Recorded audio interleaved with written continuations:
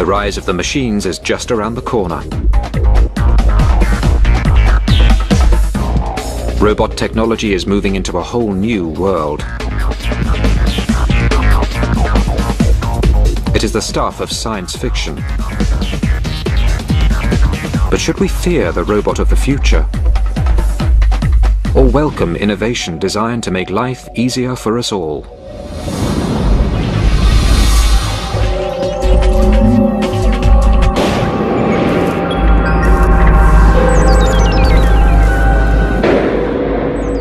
In the near future, robots may run our world.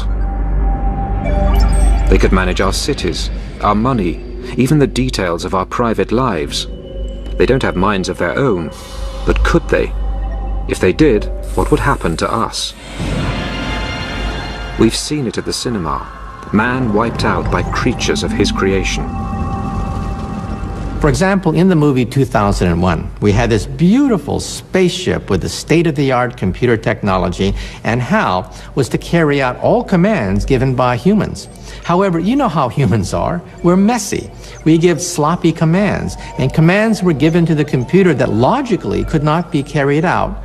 And so the robot said, well, if the humans give me orders which cannot be carried out, the only logical way to carry out these ridiculous commands is to eliminate the humans. And that's precisely what the robot did. That's the problem with robots. No common sense. Man's innate ability to think, decide, and act has not always served the human race well. But wouldn't a world run by robots be worse? Much worse. If there's an earthquake, all of a sudden we have a shutting down of the water supplies. And the robot will say, well, we must take care of all the fires that are breaking out. It'll divert all the water to taking care of the fires. And at that point, there's going to be a massive dislocation in the water supply inside a city. And the robot will simply not know which catastrophe is more important than another catastrophe. But such scare stories aren't slowing down robot research. In Japan, scientists are competing to recreate the human race in metal, plastic, and silicon.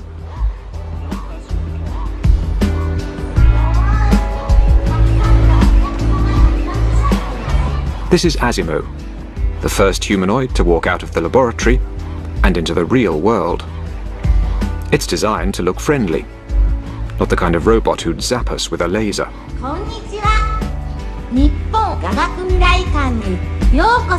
Every step Asimo takes has to be pre-planned, and its batteries only last for an hour. But it's taken nearly 20 years to get this machine up and walking. Masato Hirose was the project's chief engineer.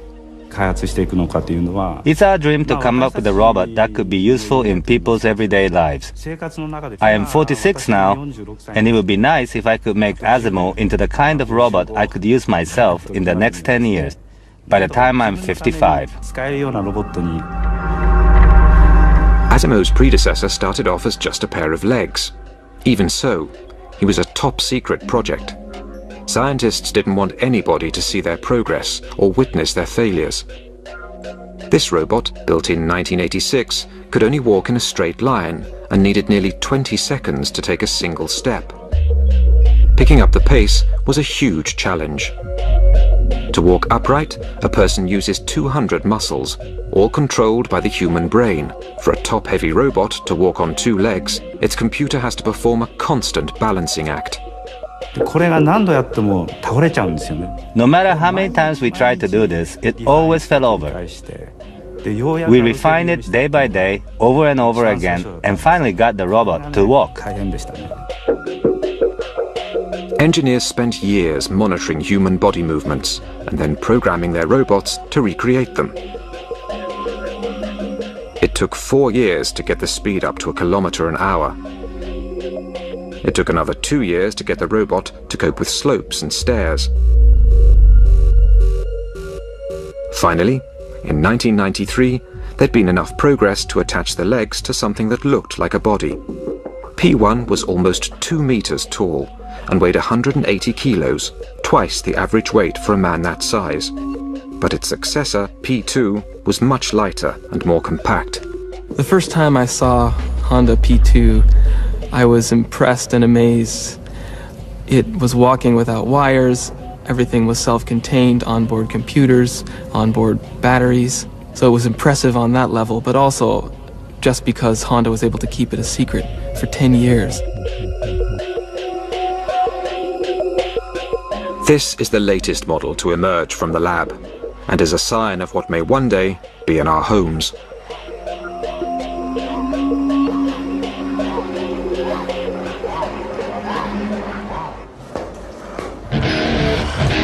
The quest to build the first artificial human is highly competitive.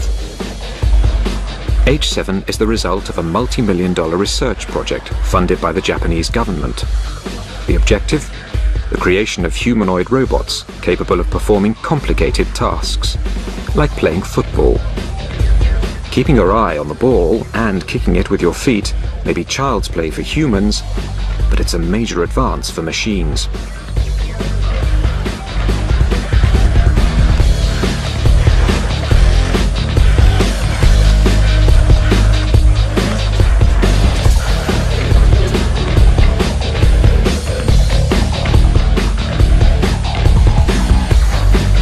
James Kuffner developed much of H7's software.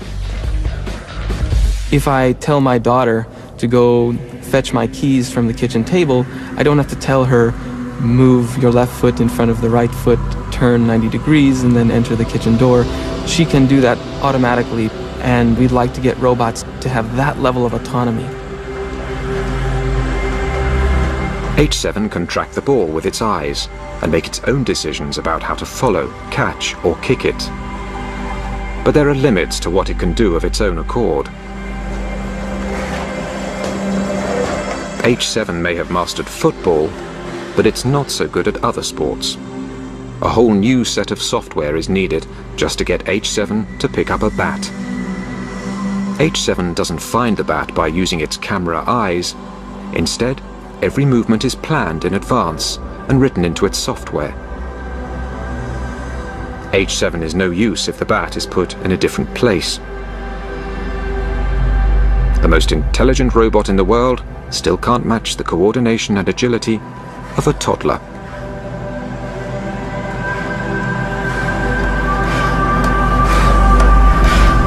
The software that I wrote for H7 took over 5 years to develop and over 100,000 lines of code. And that involved getting the robot to move, pick up an object and put it from location A to location B. It didn't include object recognition, speech recognition, other kinds of sensing like computer vision functions.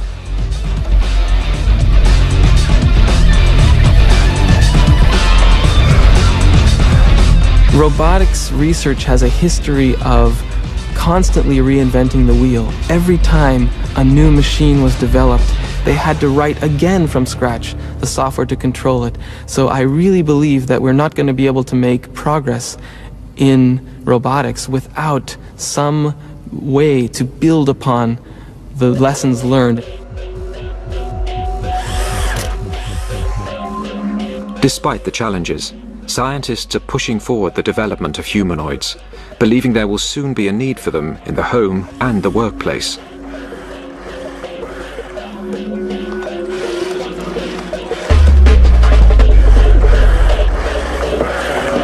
If you take a look at the Japanese population, it is aging rapidly.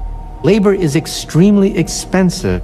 In the United States, because we have a large immigrant population, cheap labor is not such a big problem. Why be satisfied with a mechanical maid or butler when you can get a real maid or a real butler?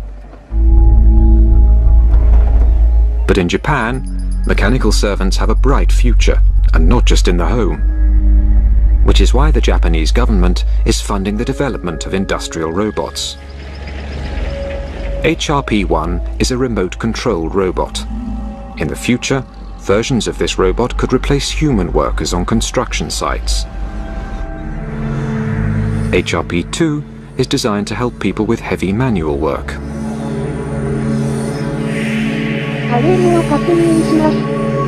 It's remotely controlled by instructions given through a headset.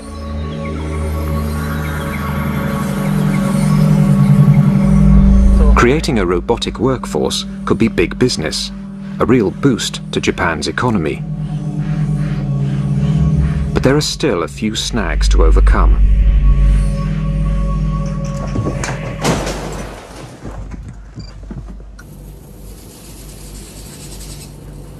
Staying upright is a delicate balancing act. Humans who have 10 billion neurons in their brain have spent over 2 million years learning how to do it.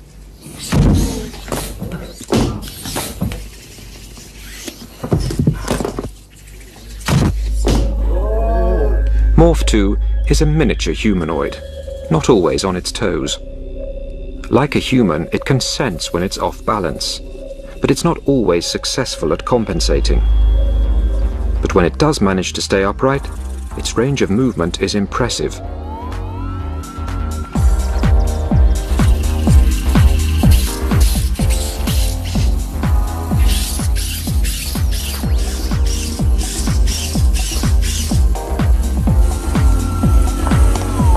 A whole new meaning to agility tests. This is Morph 3. Its incredible flexibility is made possible by 26 joints, all coordinated by 133 sensors and gyroscopes, which detect changes in pressure and position. But they can't process all that information as quickly as humans, which is one reason they fall over so often.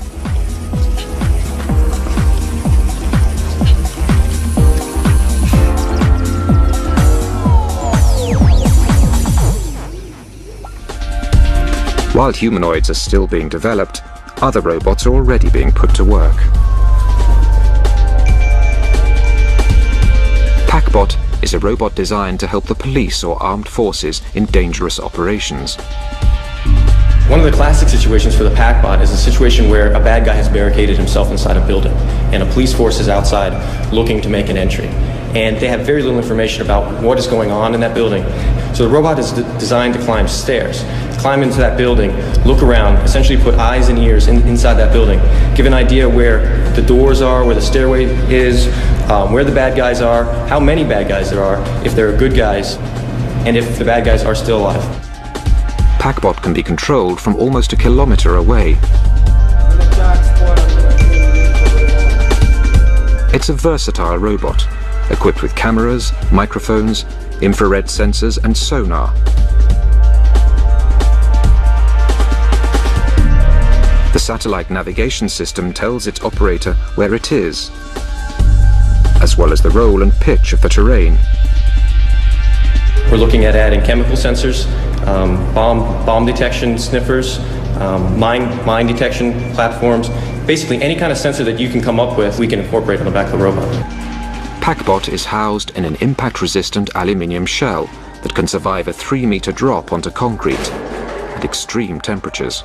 It can move at speeds of almost 20 kilometers an hour and through 3 meters of water. If it lands upside down, its flippers turn it over. One reason it's so tough, it has no wires that might break or become disconnected. I'm at the landing, clear at this point. Stairway clear? Clear. 1, 2, 3. Go. This is only a police exercise, but PackBot has already seen real-life action, having worked at New York's Ground Zero, helping in the search for survivors. And this is particularly important now where the loss of human life isn't tolerated anymore during war or military action, or civil action for that matter. Scientists are already working on the next generation of PackBots, with even more capabilities. The development of an extending neck will enable the robot to peer around corners. I'm turning the robot. Okay, Tommy, what do you got? 2 people, 1 suspect and 1 hostage. He's got a knife in his right hand. There's a female on the ground. Go.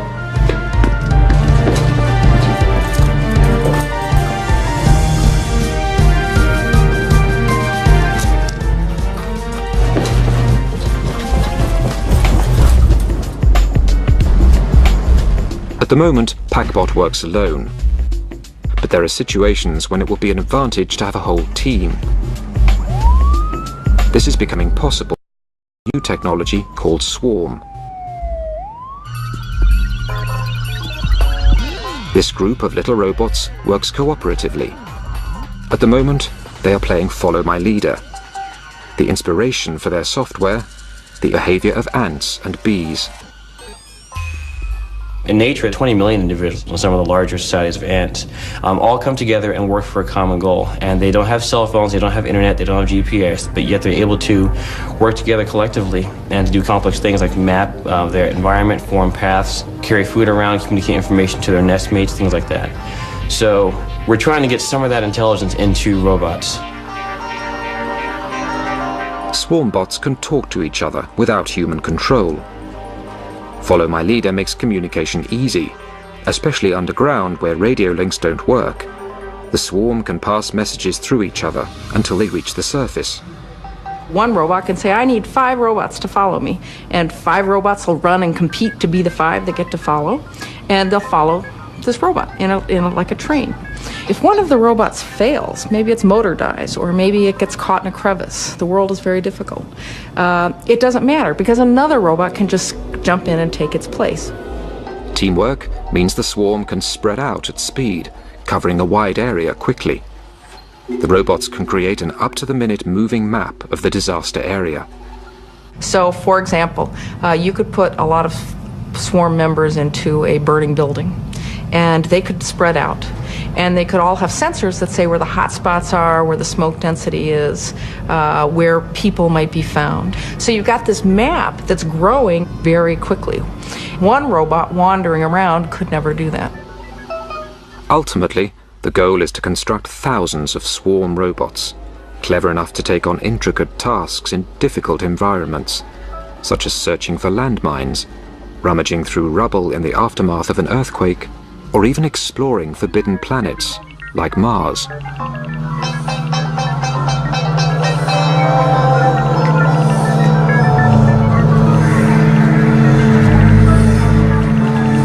Another idea is that by having a large number of robots, they can all be relatively cheap.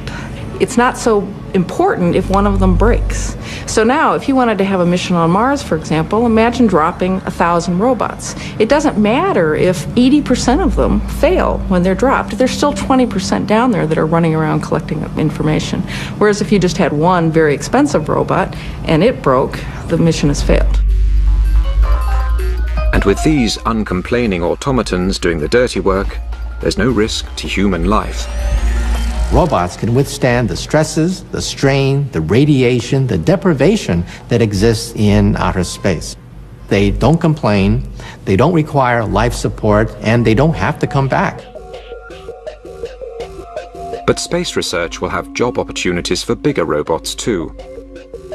Robonaut is a remote control robot developed by NASA to work outside a space station where there's danger from space debris and cosmic rays. Safe inside the space station, the astronaut wears a special visor and glove. When he turns his head, the robot's head turns too, and sends back video images of what it can see. When the astronaut moves his hand, the robot mimics the action. One advantage of humanoid robots is that they can work with tools and equipment designed for people to use. But if you don't live in a space station, you might want something a little bit friendlier around the house.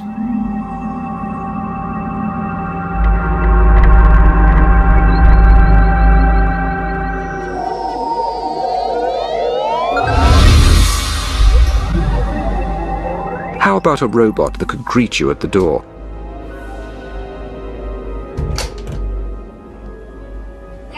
This is Papero, the first domestic robot, coming soon to a high street near you. Hello.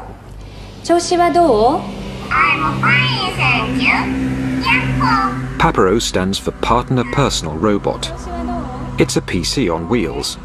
It could act as your personal secretary. It can take voice messages, send and receive email, even operate the TV. 6チャンネル. Hi, hi. Papero is programmed to respond to human requests. It recognizes 650 voice commands and speaks 3,000 phrases. It recognizes people by their faces and recalls facts about them, like their blood types and birth dates. You know when Papero is listening to you because its ears turn green.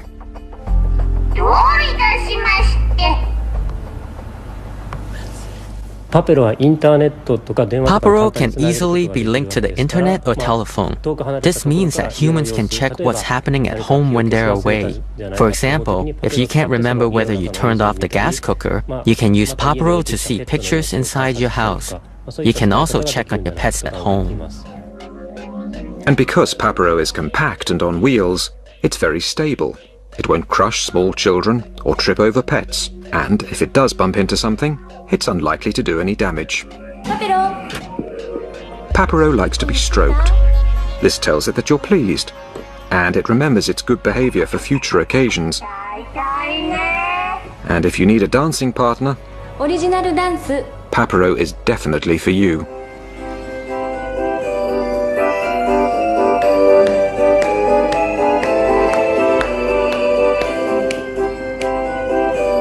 Papero can be as endearing or as irritating as a 2-year-old child.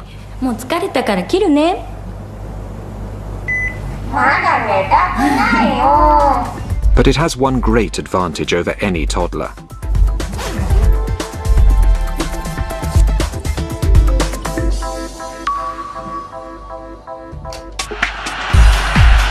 "20 years of research have gone into today's robots. But are they ready to join the workforce? Our robots today have the collective intelligence and wisdom of a cockroach, a retarded cockroach, a lobotomized retarded cockroach. However, because of the doubling time of computers, I think that by the year 2020, we may have robots that are as intelligent as mice, perhaps as intelligent as a dog. If robots are really going to be useful, they're going to have to learn how to learn. The dream of developing a human robot has endured for decades, and substantial progress has been made. Now they can talk, walk, and sometimes outsmart us.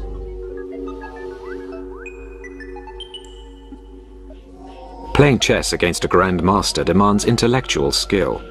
But in 1997, the world's greatest chess player, Garry Kasparov, was beaten by a computer called Deep Blue. So, if they are so clever, why haven't we put them to work yet? The real problem why we don't have mechanical maids and butlers is the common sense problem. Things we take for granted are almost impossible to perform by robots.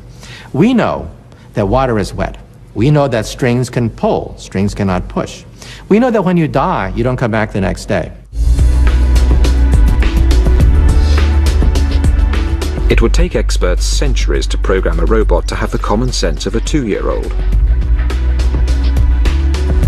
So now, robot designers in America are trying a different approach, getting them to learn. Cog is a robot that, like a baby, is learning through experience. Cog has several cameras. Through them it can see objects in wide angle or close up. It can track objects, sense movement, and depict color. You see, robots can see. In fact, robots can see about 10 times better than you can see. But robots don't understand what they are seeing. They don't understand anything more than lines and simple geometric patterns. At first, Cog didn't know where its arms stopped and where an external object began. But by seeing and poking these toys, Cog is slowly learning the map of its own arm and how to distinguish a particular object from the background.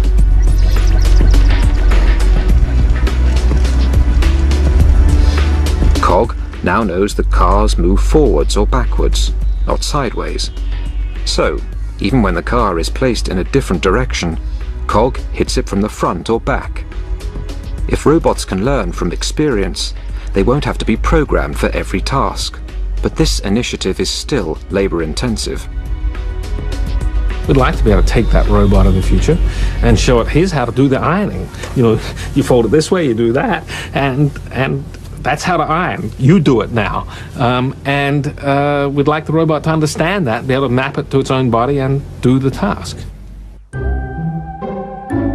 This is K1. K1 isn't doing the ironing yet, but it does try to copy its programmer's workout.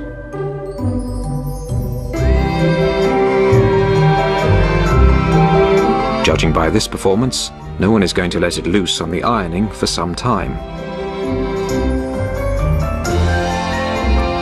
Copying is just the first stage of developing intelligence. If K1 is ever going to learn how to do the ironing, it will not only have to know how to hold the clothes and move the iron, it will also have to understand that the aim of the exercise is to get the clothes free from creases. To achieve this, K1's designer Yasuo Kuniyoshi sees a future where robots will grow up and learn alongside humans. This might sound like a science fiction story, but I'm talking about a very long term ahead, the far future. It can happen that newborn human babies are assigned partner robots from the beginning and then grow up together with a robot. A robot would learn its human partner's likes and dislikes and adapt its behavior accordingly. But that's a long way off for K1. After all that exercise, it's time to strip off and cool down.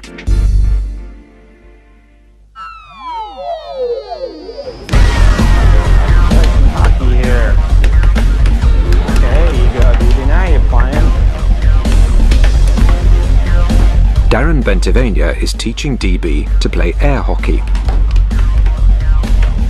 DB's camera eyes have been set up to track the puck's bright colour.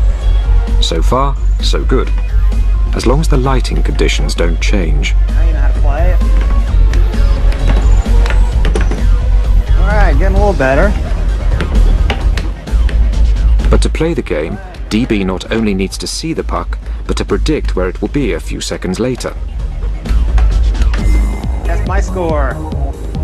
The puck not always can be seen. Sometimes it goes underneath an arm or it's in a corner.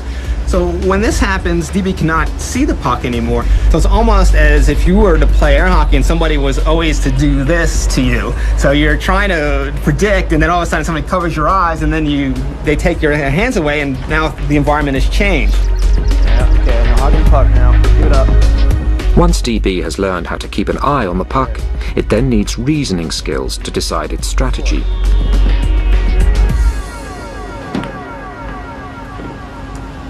Having chosen its shot, DB needs the motor skills to execute it.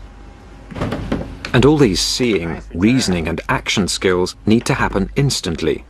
The puck waits for no man and no thing. Is it worth all this effort just to teach a robot a game?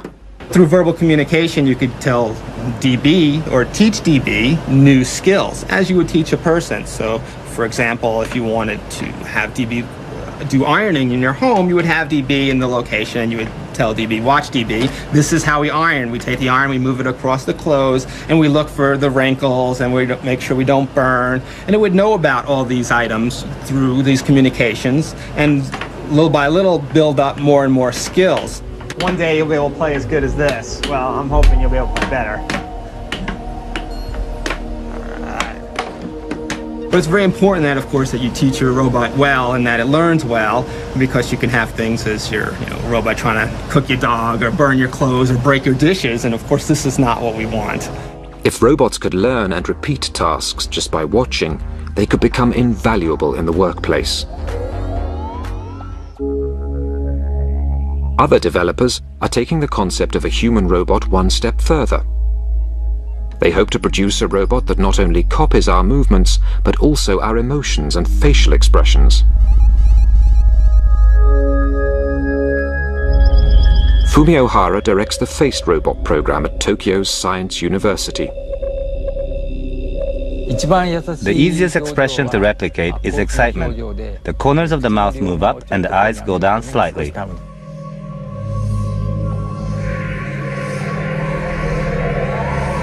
But for surprise, the eyes get bigger and the mouth opens, like this.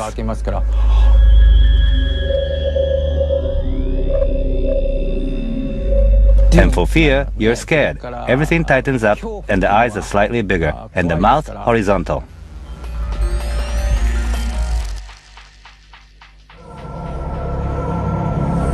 Not exactly a pretty face, but a functioning face, the first of its kind in the world. Silicon is stretched over the skull, made up of semiconductors, wires and pistons. The wires have to be positioned in exactly the right place to replicate the muscles in a human face. But expressions like fear, surprise and anger use similar muscles and can be difficult to tell apart. So it's hard to make the silicon look expressive. We call it virtual communication. We just want to find out how well a machine can fool people by creating realistic expressions.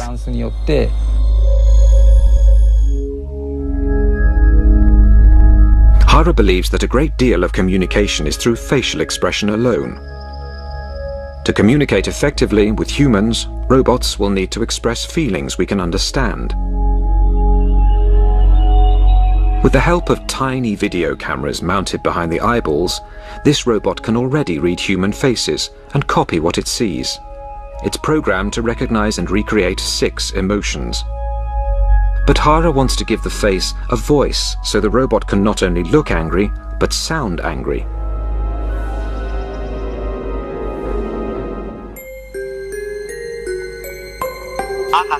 Meet WE4, Mr. Personality.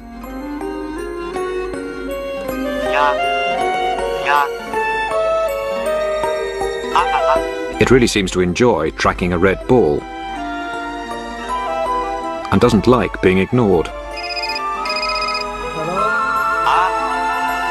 It shows surprise when the scientist opens a bottle of vodka, but it does like the smell. WE4 can make expressions of disgust, fear, anger, surprise, sadness, and happiness.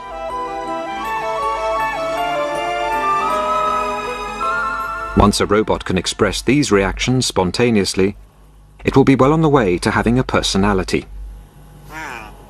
For successful communication, the key issue is compatibility.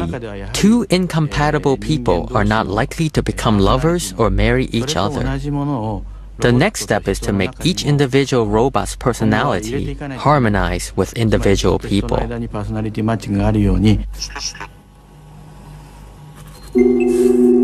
Rodney Brooks is developing a sociable humanoid robot he calls Kismet.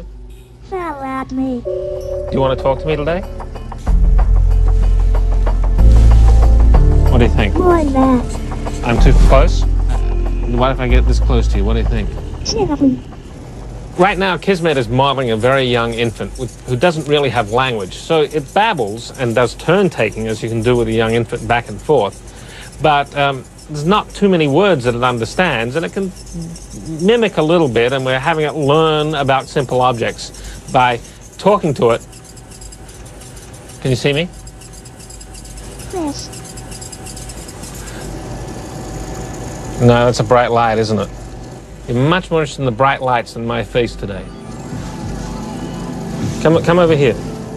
Kismet engages with people through an expressive face-to-face interaction. Brooks was inspired by infant social development and psychology. Hero. Kismet has a bunch of different emotions, and it will react differently to the same stimulus depending on what emotional state it's in. Sad. So we never know from minute to minute or even day to day how it's going to interact with us. Dan Brown. Hello. Hello. Do you like me? Yes. Kismet was designed to react to social cues and learn from a human instructor. Kismet, say horsey. Say horsey. Horsey. Good robot. There you go. Yes. Yes. Yes, Kismet. 15 computers are involved in making Kismet either bored, lonely, stimulated, tired, talkative, or silent. It's still only a rudimentary personality, but robots are slowly becoming more and more like humans. Very smart robot, Kismet. I think we'll still want plenty of robots that don't have any emotions.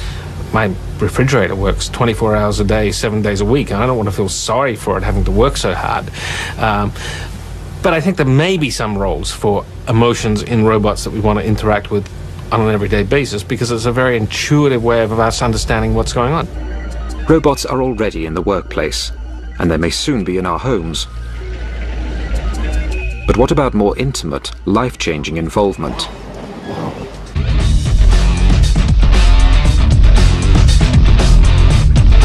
Eric Harper looks like anybody else.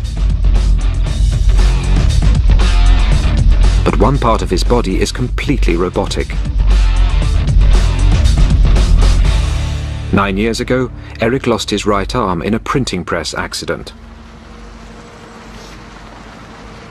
The day I lost my arm, I had been working late. The rest of the shift had gone home, and I jumped up onto the machine and actually fell in and was drawn into the machine, and then it shut down. My arm's stuck in the press, and day shift isn't going to come in till 5:30. So I have 4 hours to wait. Eric was eventually rescued, but most of his right arm had to be amputated. I was right-handed, and having lost my arm, it was like, oh, well, this is going to kill me? No. I'm going to go on. I'm going to do what I want to do. I have a life to live, and it's not going to stop me. The robotics in Eric's new arm are designed to respond naturally to his body movements. The arm consists of microprocessors, circuit boards, motors and gears. It weighs nearly 3 kilos. Electrodes in the socket receive electrical impulses from what's left of Eric's muscles.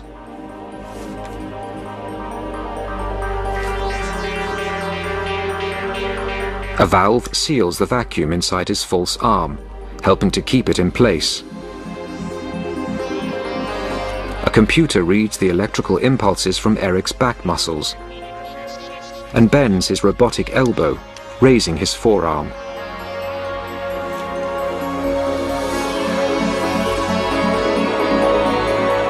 Eric can make his hand close by flexing his biceps and open by flexing his triceps.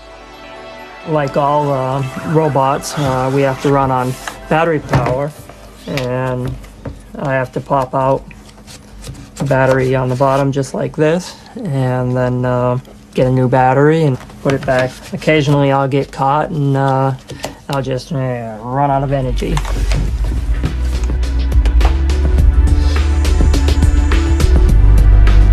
Eric's arm, although not perfect, has changed his life.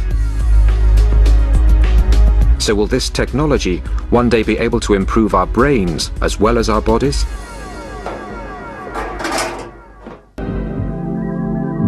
This stroke victim can't move or speak, but an electronic brain implant gives him the ability to operate a computer by the power of thought alone. His thoughts generate electrical activity in the implant, which is picked up by an aerial link to the computer. The signals are then translated into action, and the cursor moves on the screen. The brain is able to communicate with electronic devices really because they speak the same language, which is electricity. A two-way signaling system is being developed so that implants can also receive information from other parts of the body. We want to bring touch into the brain directly using stimulation through arrays of electrodes in the brain. And we think that it will be possible someday for people who are quadriplegic to be able to feel their body again. External brain stimulation is already being put to the test. This is the world's first radio-controlled rat.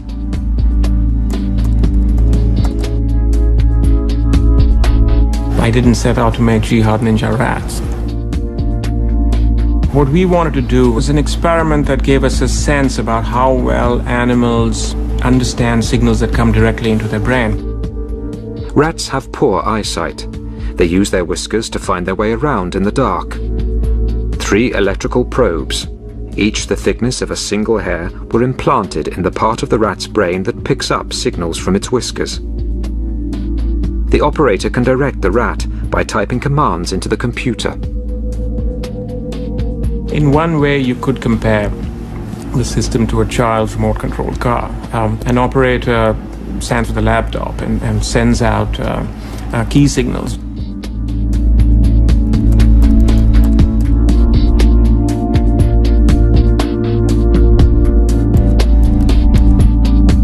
When the signals are turned off, the rat becomes confused until the next signal is given.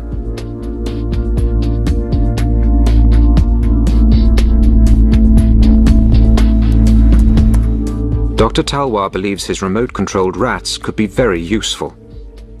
At the time we were doing the experiment, 9/11 happened in New York, and we were looking at these images on television, and it occurred to us that what we have in front of us could be a very cool technology to solve many of the search and rescue problems. Rats could be invaluable for search and rescue amongst wreckage, or for sniffing out hidden landmines. Unlike clunky machines, rats are familiar with rough terrain and small spaces. The concept has not been well received by animal rights groups. Such experiments will be regulated and may be limited if they're shown to cause unnecessary harm or stress to the rats and mice. But one day, humans might choose to have brain implants themselves. As the baby boomers of the world get older and older and more scared of falling apart, I think you'll see lots and lots more medical pressure to augment our bodies and improve them through putting direct silicon digital connections inside our bodies. We've seen time and again that what starts out as a technology for helping people who are ill or sick or injured then becomes optional. And the great example of that is cosmetic surgery. It started out for helping people with burns, but now cosmetic surgery has a whole life of its own for improving people's looks and well-being. If this is what we're prepared to do to make ourselves more beautiful, what would we do to be brighter, more talented, more athletic? We could give people supranormal senses. We can give them the ability to have ultrasound. If you have ultrasound, then you can detect the presence of objects near you without seeing them. If you might be able to use infrared, which would allow you to see in the dark. You might have supranormal reflexes. You'd be able to hit a baseball coming at you much faster than you can now.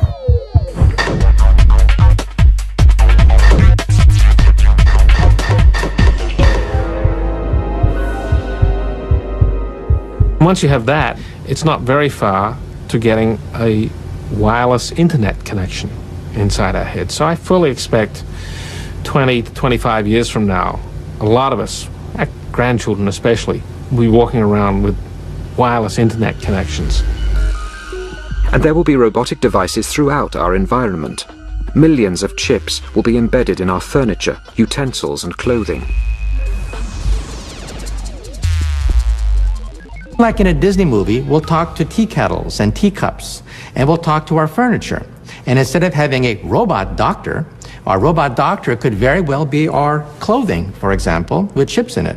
Our clothing will monitor our health, our heartbeat, monitor our bodily fluids, and in case of an accident, our clothing will alert the authorities and download our entire medical history before the ambulance arrives. The rise of machines could be just around the corner. And this may be a source of hope, not fear, because the robots running our lives are unlikely to be the metal and silicon creations of science fiction. They'll be part of us. The future of robots is us, and us will be the robots. The combination of person and robotic technology is going to be far better than any pure robot that we can build. Our new robo-beings. A collaboration of man and machine, flesh and technology. Not Homo sapiens, but Robo sapiens. United in structure, brain, heart, and soul.